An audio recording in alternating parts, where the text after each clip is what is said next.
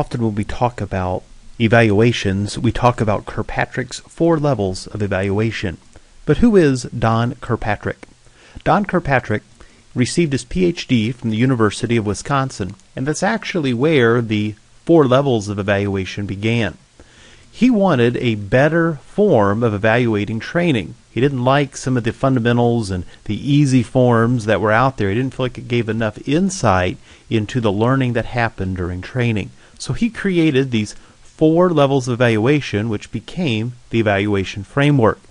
Now, interestingly, the reason why they're called the 4 levels is because a magazine tied to the American Society of Training and Development asked him to write an article about the 4 levels of evaluation. And he said, well, I couldn't do this in just one article. I'll have to do it in 4. And so because they agreed to splice it over 4 articles rather than one, it evolved into this concept of 4 different levels of evaluation. Let's take a look at the first level, and it is a reaction. This is the end-of-course evaluation that measures the participant satisfaction. It's what you typically distribute at the end of your class, and you want some immediate feedback from your users. So it's that end-of-course eval that whether you do it paper-based or you do it in a virtual classroom through polling or a website, it's just that immediate feedback of what did or did not go well. Now, the next level of evaluation is the learning evaluation. You are trying to measure the extent of learning as to how effective the learning was. So you're looking for something like a before and after assessments, so maybe an exam or a way to do a particular lab or exercise, so some type of proof that learning has occurred. And what you're looking for particularly are 3 areas: improvements to knowledge, skills, and attitude. And then knowledge, skills, and attitude are related to the job function. So that gets back to the idea of achieving learner objectives so that I can apply these knowledge, skills, and attitude to my job. Now, the level 3 is really the trickiest one to measure. It's about behavior.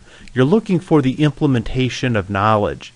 Now, when we talk about implementation of knowledge, we want someone in a class to take what we have taught and to go out and implement it in their environment, in their roles and responsibilities in their work. Well, did they actually have the opportunity to implement what you've taught?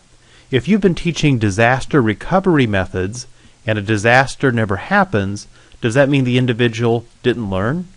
So, have they had the opportunity to implement the skill that you've taught? There may also be a scenario where they haven't been allowed to implement what they've learned. So they may know the information, but their manager or supervisor could say, that's good that you know it, but we're not going to implement that. So it's kind of tough to measure this. Because it's opportunity driven, you need time to measure it. So this isn't as quick as the level 1 reaction or the level 2 learning. This is a longer study over time to see how that knowledge is actually implemented.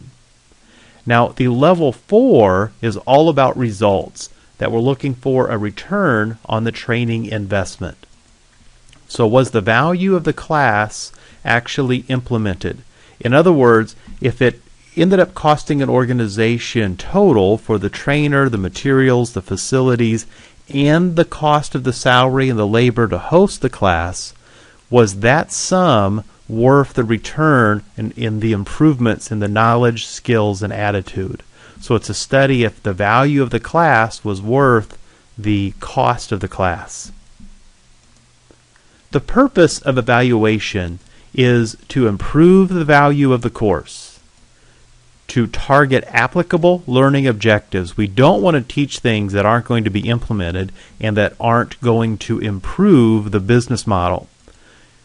We want to improve the course content, and then finally, we want to improve the instructor performance.